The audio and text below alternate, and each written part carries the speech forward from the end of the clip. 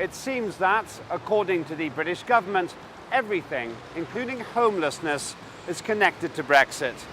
Britain's Chancellor of the Exchequer, Hammond, the man in charge of the economy, says an end to years of austerity will depend on whether the UK secures a deal on its withdrawal from the European Union. He claims that if Britain fails to reach a deal on Brexit, the country must reverse plans to stop a decade of budget cuts and financial hardship. This would have real effects for millions of people. According to a report by a British newspaper, government welfare reforms are fueling a rise in homelessness in towns and cities across Britain. The Observer newspaper claims that more and more people have become unable to afford homes as a result of government cuts to social housing benefits and a shift to lump sum payments in the universal credit system. The Observer said it had interviewed homeless charities across England, where they said universal credit was a major factor in causing destitution and rough sleeping. There have been many claims that the poorest in society are partly suffering because of changes in how benefits are being paid. Universal credit, which came into force in 2013, is meant to replace a 6-tier benefits system. But the complexity of that system is blamed for making poverty and the risk of homelessness even worse, leading to an increase in applications for social housing.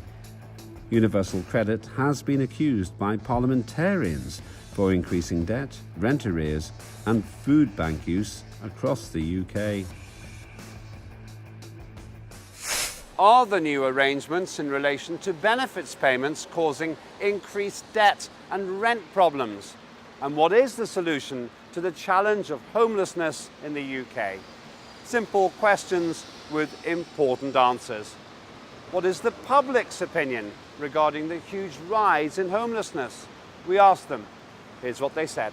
I think it's more to do with perhaps people not being integrated into society. I think there's a lack of investment in social care. There's a disconnect between the NHS and social care, and you've got people who perhaps need help and are not getting it and therefore fall outside the net. Too much immigration. No housing left for English people or the indigenous population. We're now getting more and more people out of work. We're getting more and more people working on the minimum wage, and I think that contributes to it. And also, the lack of funding for mental health does have a bearing on all this. People in this day and age shouldn't be left homeless on the streets. It'd be nice to see something done. I'm not quite sure why there's so many people on the streets nowadays. I think it's more of an internal issue rather than external, and then it makes it like it's an external issue. It's unfortunate, and I think there should be policy decisions made to combat it. I suspect it's on the rise. I think it should be prevented. The current system, they have no any, a place to redress their issues. Well, this is disgraceful. Every night in London, there are 3,000 people who are homeless. They're sleeping out on the streets and the weather is closing in. Now, this is particularly disgraceful because the problem has been solved in the past. But at the moment, it is not going to be solved because we have a financial system which essentially will always serve the interests of a rich elite and will not serve the interests of the bulk of the population. There is also another aspect to it, which is that the solution, which we'll develop later, actually relies on a challenge to the financial system, and the politicians are constrained. They're actually stopped from making that challenge for two reasons. Therefore, the situation is not going to change at this moment. The British state has a legal responsibility to assist homeless people, yet despite that there are 300,000 homeless people today in the UK according to the charity Shelter. That is absolutely shameful. That is absolutely intolerable. And we find the British government and successive governments not really taking any proper steps to completely eliminate homelessness. Now, of course, how can Britain keep on projecting itself to the world as civilised when there are such vast numbers of homeless people? There should not be one individual living rough on the streets. Until this government and until the next government takes steps to completely eradicate homelessness in the UK, then British politicians and British journalists do not have a leg to stand on in arguing that Britain is civilised. An investigation published by the Observer newspaper said that more and more people have become unable to afford homes as a result of government cuts. What's the public's view? I'd like to see the data on that, but if that's the case, then of course it's got to be addressed.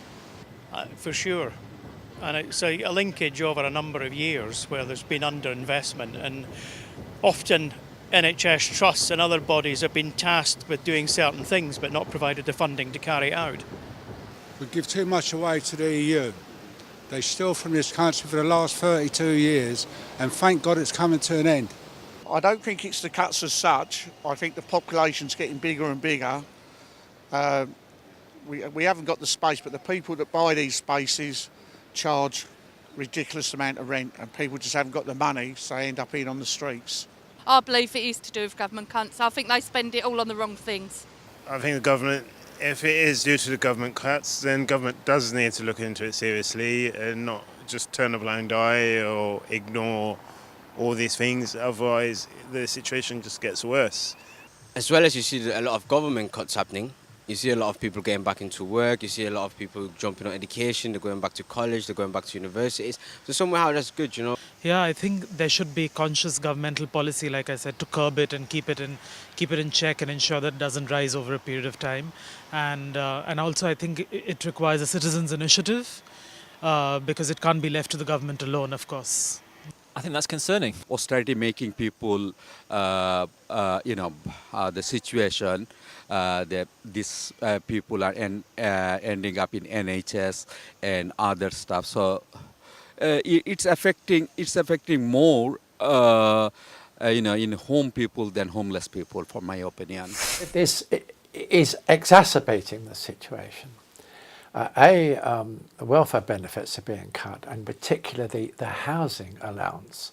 But at the same time, the housing market has become extraordinary, again, because it's serving the interests of a tiny elite. Around here, where we are now, a small studio flat will cost about £600,000. And looking at the country as a whole, the price of houses is roughly 10 times average earnings, where it used to be in the past roughly 3 times. In other words, housing has gone completely beyond the capacity of the bulk of the population to afford that.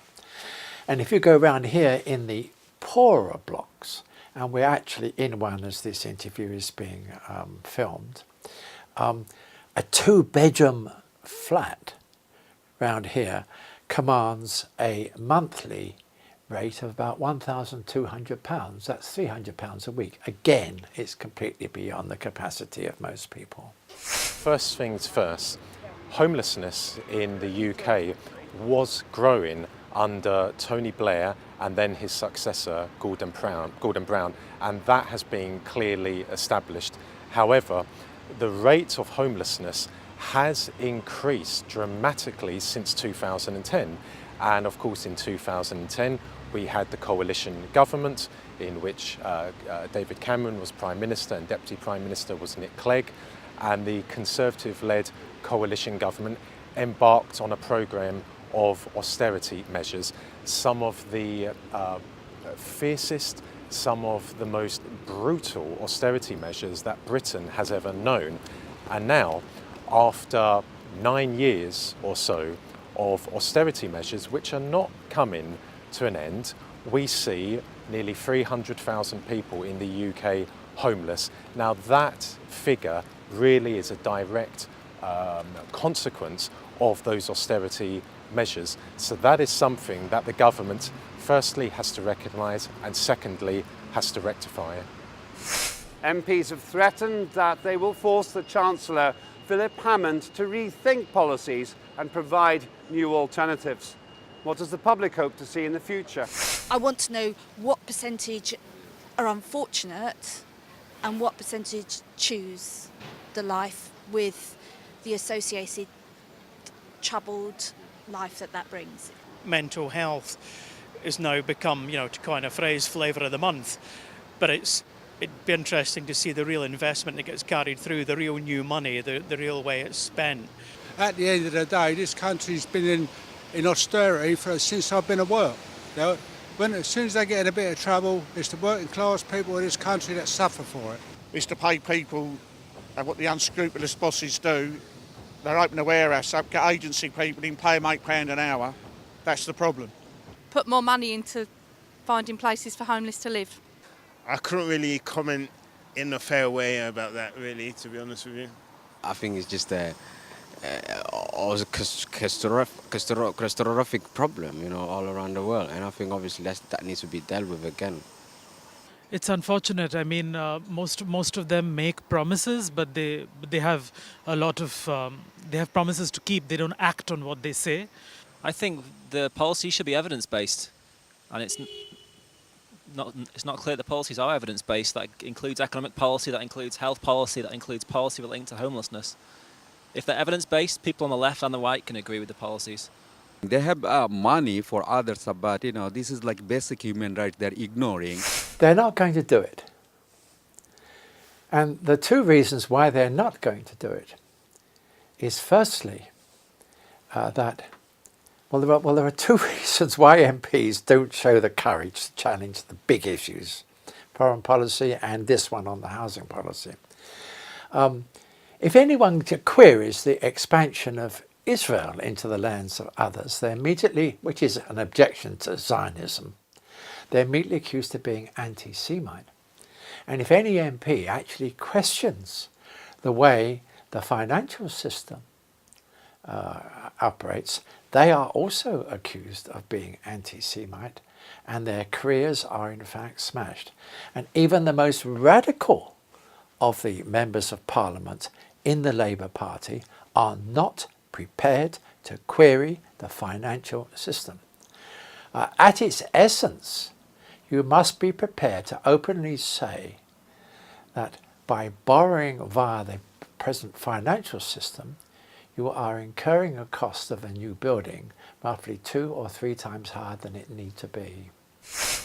With all due respect to the demands of those MPs, which I believe more or less are admirable, I don't think there's going to be any backtracking from the Chancellor, Philip Hammond. He has clearly laid out the government's programme for the economy for the next year. He has said that austerity is, quote, coming to an end. He hasn't said it has come to an end. He said it is coming to an end. And I think whatever Labour MPs, Liberal Democrat MPs, and even some Conservative backbenchers, whatever they say, there is going to be no shift in government policy. And the question then is, when will austerity actually end? Will it end in 2020? Will it end in 2021? When the Chancellor says austerity is coming to an end, when? That's the question that MPs should be asking him, and regrettably, they haven't put that question to him. Let's look at the poverty and housing statistics. According to the independent fact group Full Fact, around 59,000 households were accepted by councils as entitled to be housed in 2016 to 2017, a rise since 2009-10 of almost 50%. At the end of 2017, 79,000 households were in temporary accommodation. This is 4% higher than the same time in 2016. In 2005-6, fewer than 3,000 food supplies were provided by the Trussell Trust, Britain's largest food bank operator. In 2016-2017, the number of parcels handed out was almost 1.2 million. Various voices in British Parliament have said that universal credit was responsible for increased debt, rent arrears and food bank use across the UK. What are the public's thoughts? It's a terrible state of affairs if this is the case. But once people get to know, perhaps things can start happening. From a distance, I suspect universal credit is to simplify administration, and overall I believe it's there to reduce costs, and it probably doesn't consider all the people it's targeted at in their best interests. If we can give away £20 billion a year in foreign aid, I'm sure we can find the money for these people. It's complicated, you know. If you're on a low income and you need help, at least these people are trying to work. Make it easy for them. Make them live on a livable wage. Living on £8 an hour isn't a livable wage. Make it easy for them to get people working. Yeah, I think everybody's really confused by it all, and I think they should make it easier for people to understand. One has to look at both sides of the situation. There are people who don't use the system as it should be, and there are people who genuinely need the help financially, which presumably is what universal credit is trying to do, and it would appear that what they're given based on that system isn't sufficient. That there have to be changes across the board, including increasing jobs. Again, concerning. I don't know the details, but it's concerning, especially if it's true. Universal credit is still not very clear. What they are offering.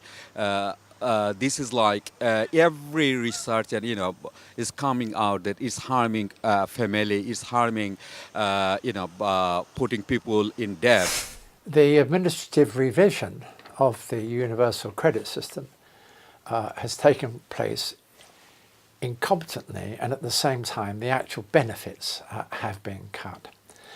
And the result of that is that people on welfare benefit are being screwed and cannot even pay their rent. They're basically being faced with the choice, for example, to move out of London to a seaside town where there isn't any work.